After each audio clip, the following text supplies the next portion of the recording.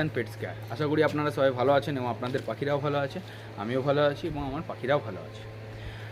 তা আজ এই যে ভিডিওটা তোমাদের সাথে আলোচনা করবো, তোমরা থাম্বনেল দেখেই আশা করি বুঝতে পেরেছো, এবং নতুন যারা সব পাখি পোষা চালু করেছে, গোল্ডেন বা ছোটো যে সমস্ত পাখিরা চালু করেছে, প্রোটোজোয়া ইনফেকশান নিয়ে বা ক্যাঙ্কার রোগ নিয়ে অনেকের মনে সংশয় আছে যে কোন মেডিসিনটা সবথেকে বেস্ট হবে, রনিভিট 12% নাকি রনিভিট এস। এবার অনেকেরই ভিডিওর মধ্যে এটা জানা যায়নি যে রনিভিট এস এবং রনিভিট 12%-এর মধ্যে ডিফারেন্স কী আছে।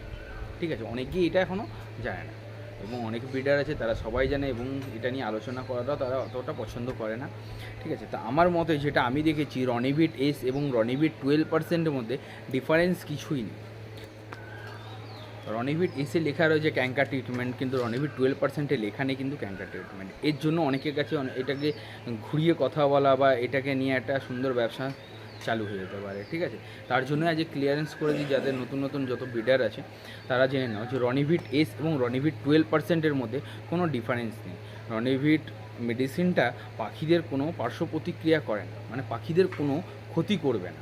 রনিভিট 12% বা রনিভিট এস যদি জলের মধ্যে একটু বেশি পরিমাণও পড়ে যায় তাতেও পাখির কোনো ক্ষতি হয় না। ঠিক আছে, এবং রনিভিট এস এবং রনিভিট 12%-এর মধ্যে ডিফারেন্স এটুকুই যে রনিভিট এস হচ্ছে 6% এবং রনিভিট 12%-এর মধ্যে 12%, এবার এটা রনিভিট এসটা হচ্ছে 6%। এটাই হচ্ছে এদের মধ্যে ডিফারেন্স। রনিভিট এসের থেকে রনিভিট 12%টা হচ্ছে ডবল স্ট্রং। ঠিক আছে, যার ফলে কি রনিভিট হচ্ছে 1 চামচের 4 ভাগের 1 ভাগ 1 লিটার জলে ইউজ করতে হয়, এবং রনিভিট 12% হচ্ছে তোমার 1 চামচ 2 গ্যালনে তোমার ইউজ করতে হয়। ঠিক আছে, ওটা যেমন 1 চামচ 1 লিটার জলে, এখানে সেটা কি হয় 1 চামচ 7.5 লিটার জলে তোমাদের ইউজ করতে হয়। ঠিক আছে, এবার সেটা যখন তোমার 8 লিটার জলেও যদি তুমি 1 চামচটা ইউজ করো তাহলে কোনো প্রবলেম নেই। যেমন এখানে তোমার 1 লিটার জলে 1 ml তোমরা 1 গ্রাম তোমরা ইউজ করছো, ওখানে তোমরা 1 লিটার জলে 1/2 গ্রামও তোমরা ইউজ করলে কোনো প্রবলেম হয় না। ঠিক আছে, এবং পাখিতে যদি কোনো দেখা যাচ্ছে পাখি পুরো সেটআপেই গন্ডগোল হচ্ছে, তখন যদি মন চায় তোমরা একটু বাড়িয়ে দিতে পারো, তাতেও কোনো ক্ষতি নেই। কারণ অনেকেই নতুন যারা আছে তারা এটুকু মনে করে যে আমি 1 গ্রাম মাপবো কী করে, যদি বেশি একটু পড়ে যায় বা যদি একটু কম পড়ে যায় তাতে কি পাখির কোনো ক্ষতি হবে, এটা নিয়ে তো কেউ আলোচনা করে না। তা আমি তোমাদের সাথে এটা নিয়ে আজকে আলোচনা করে দিলাম।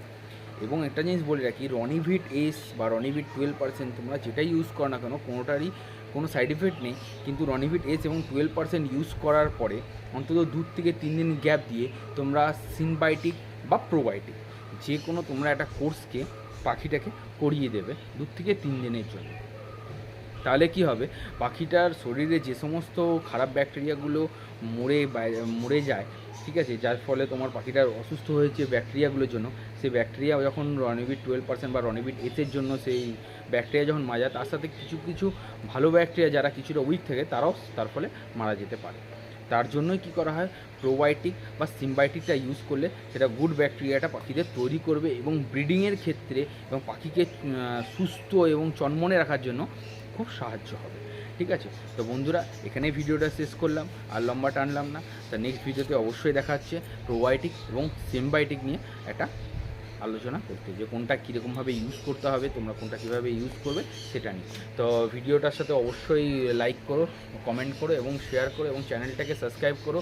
সিমবায়োটিক এবং প্রোবায়োটিকের ইউজ এবং কী কারণে ব্যবহার করব, তাতে কী কী পরিমাণে ভিটামিন, ক্যালসিয়াম বা ডাইজেস্টিক আছে সেটা নিয়ে তোমাদের সাথে আলোচনা করব। বন্ধুরা এখানেই শেষ করলাম, টাটা।